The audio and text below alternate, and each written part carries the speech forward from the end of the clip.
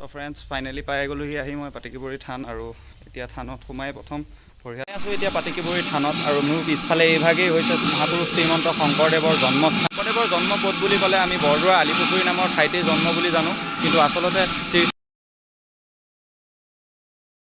Morning friends সকলোকে পুনৰবাৰ স্বাগতম জনাইছোঁ মোৰ ইউটিউব চেনেলৰ অন্য এটা ভিডিঅ'লৈ। আগৰ ভিডিঅ'ত আপোনালোকক কৈছিলোঁৱে যে পাটেকিবৰি থানৰ হৈ এটা এক্সট্ৰাকৈ ভিডিঅ' বনাম, গতিকে আজি ওলাইছোঁ থানৰ কাৰণে। মই অলৰেডি ওলাই দিলোঁ ঘৰৰ পৰা, গতিকে এতিয়া গৈ আছোঁ ডাইৰেক্ট থানত আৰু থানত গৈ আপোনালোকক থানৰ কমপ্লিট ভিউ দেখাই আছোঁ। ভিডিঅ'টো শেষলৈকে চাই থাকিব আৰু আগৰ ভিডিঅ'বিলাক যদি চোৱা নাই ভিডিঅ'বোৰ গৈ চাব আৰু ডেছক্ৰিপশ্যনত লিংক থাকিব আৰু চেনেলটো যদি ছাবস্ক্ৰাইব কৰা নাই চেনেলটো ছাবস্ক্ৰাইব কৰি ল'ব। বলক এতিয়া আগবাঢ়োঁ। মোবাইলত এনেদৰে এটা ভক্তিমূলক গীত লগাই গাঁৱৰ মাজে মাজে আগবাঢ়িছোঁ পাটেকিবৰি থানলৈ।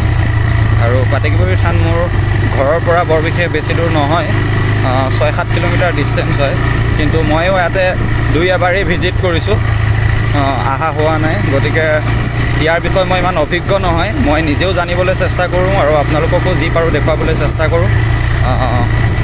কিন্তু এটা কথা, শংকৰদেৱ মাধৱদেৱে যেনেদৰে বৰদোৱাত নামৰ প্ৰচাৰ ধৰ্ম প্ৰচাৰ কৰিছিল, তেনেদৰে পাটেকিবৰি থানতো ধৰ্ম প্ৰচাৰ কৰিছিল। আগৰ দিনৰ পাটেকিবৰি থান আৰু বৰদোৱা থানৰ মাজত ডিষ্টেঞ্চ বৰ বিশেষ নাছিল, কাৰণ পুৰণি দিনৰ মানুহে খোজকাঢ়িয়ে বহু দূৰ অহা যোৱা কৰে, এইখিনি বহুত কমেই আছিল তেওঁলোকৰ কাৰণে। কিন্তু এতিয়া সময়ৰ লগে লগে মানে দূৰত্ববোৰ বাঢ়ি যোৱাৰ নিচিনা লগা হ'ল। গতিকে বলক তাত গৈ আপোনালোকক কমপ্লিট ভিউ দেখাই আছোঁ। এতিয়া ৰাস্তাৰ ভিউ উপভোগ কৰক।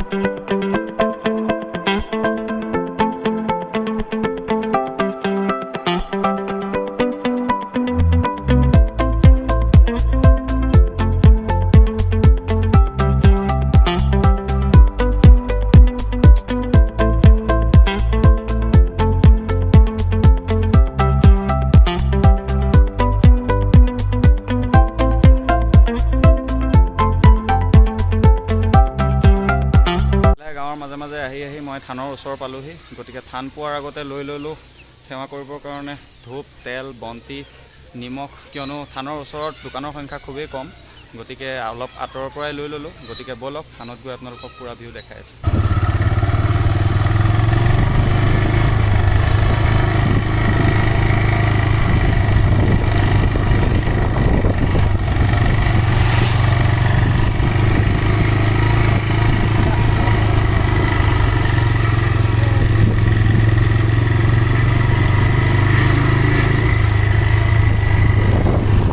থানৰ ভিতৰত প্ৰৱেশ কৰিলোঁ আৰু আপোনালোকক কমপ্লিট ভিউ দেখাই আছোঁ। বহুত সুন্দৰ পৰিৱেশ। এতিয়া প্ৰথমে বাইকখন পাৰ্ক কৰি লওঁ আৰু পাৰ্ক কৰি লৈ চাওঁ নাম কীৰ্তন হৈ আছে নেকি, সেৱা জনাই লওঁ আৰু সেৱা জনাই মই আপোনালোকক গোটেই পৰিৱেশ দেখুৱাই আছোঁ। গতিকে ভিডিঅ'টো চাই থাকিব। তো ফ্ৰেণ্ডছ ফাইনেলি পাই গ'লোহি আহি মই পাটেকিবৰি থান আৰু এতিয়া থানত সোমাই প্ৰথম ভৰি হাত ধুই লওঁ আৰু তাৰপিছত সেৱা কৰিম। ভিতৰত পাঠ চলি আছে, গতিকে কমপ্লিট ভিউ আপোনালোকক দেখাই আছোঁ। চাই থাকক, বহুত ধুনীয়া ঠাই। ময়ো আজিলৈ কমচে কম দুবাৰমানেই আহিছোঁ, গতিকে কমপ্লিট ভিউ আপোনালোকক দেখুৱাই আছোঁ। প্ৰথমে মই ভৰি হাত ধুই এটা সেৱা কৰি লওঁ মোৰ কাৰণে আৰু আপোনালোকৰ কাৰণে। গতিকে ভিডিঅ'টো চাই থাকিব। থানৰ ভিউ, মেইন থানখন আৰু বাহিৰৰ পৰিৱেশ আপোনালোকক দেখুৱাই আছোঁ। এইটো এটা কুঁৱা আছে, পাটনাথ বুলি কয়। শংকৰদেৱে পানী ব্যৱহাৰ কৰিছিল ইয়াৰ পৰা, প্ৰাচীন পাটনাথ। বন্ধ আছে, ইফালে থানেত কীৰ্তন চলি আছে। সেৱা কৰি লওঁ, সেৱা কৰি আহোঁ। আপোনালোকক দেখাই আছোঁ।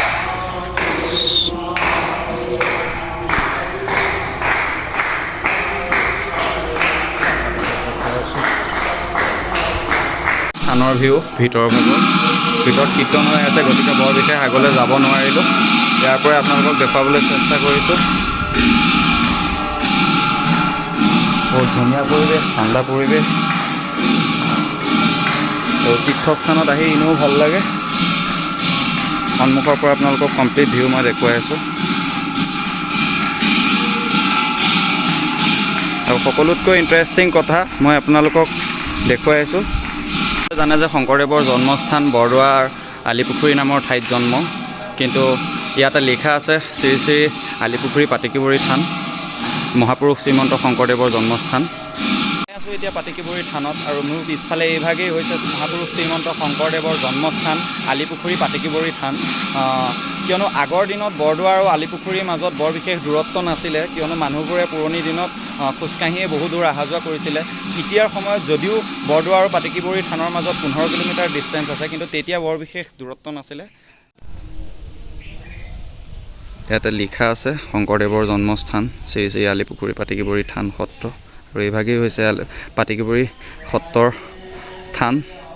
বৰদোৱা থানৰ দৰে পৰিৱেশটো বহুতেই ধুনীয়া। মই আপোনালোকক কমপ্লিট ভিউ দেখুৱাই আছোঁ। আগৰ ফালেও আছে, সন্মুখত মেইন গেট আছে থানৰ দৰে, ইয়াৰ পৰাই দেখা যায়।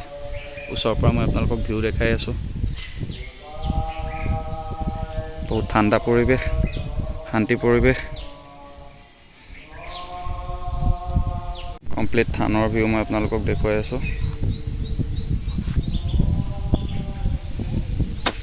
এইফালেৰে আহে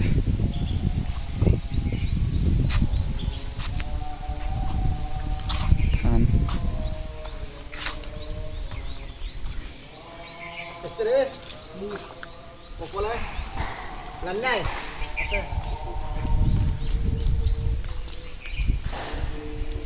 এইফালে থকাৰ ব্যৱস্থা আছে। এফালে যিসকলে ইয়াতে থাকে তেওঁলোকৰ বাবে থকাৰ ব্যৱস্থা।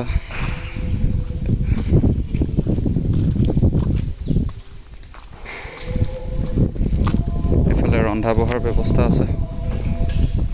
পৰিৱেশ বিৰাটেই ধুনীয়া, বহুত ঠাণ্ডা পৰিৱেশ, শান্তি পৰিৱেশ। আহি বহুত ভাল লাগিছে, আৰু বহুত কম সংখ্যক মানুহে ইয়াত আহে। ময়ো আজিলৈকে মাত্ৰ 2বাৰেই আহিছোঁ। বহুত সৰুতে একবাৰ আহিছিলোঁ, আজি দ্বিতীয়বাৰ আহিছোঁ। কিন্তু বঢ়িয়া পৰিৱেশ, সুন্দৰ পৰিৱেশ। আহিব, চাব। বৰদোৱা যোন আহিছে তেওঁলোকেও বৰদোৱাৰ পৰা বৰ বিশেষ দূৰ নহয়, ইয়াত আহি এপাক দৰ্শন কৰি যাব পাৰে। কীৰ্তন হৈ আছে ভিতৰত, গতিকে বৰ বিশেষ ভিতৰত সোমাই দেৰি কৰিবলৈ ভাল নালাগিল। ভকতে নাম কীৰ্তন কৰি আছে, গতিকে মই আপোনালোকক বাহিৰৰ পৰাই দেখুৱাবলৈ চেষ্টা কৰিছোঁ।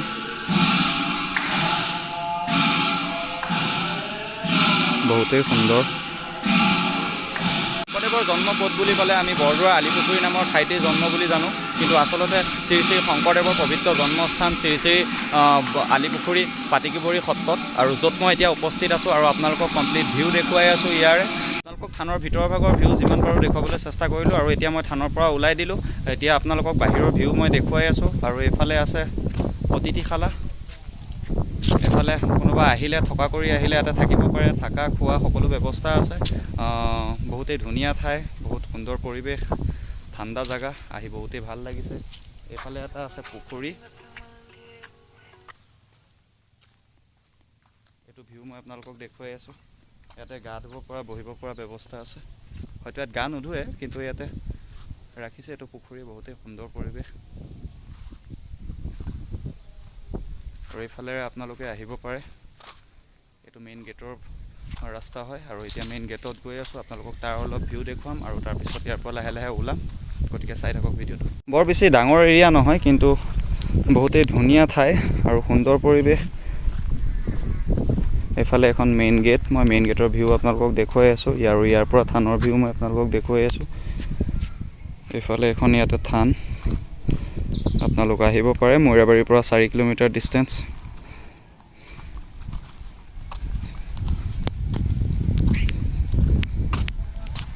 বহুত সুন্দৰ পৰিৱেশ।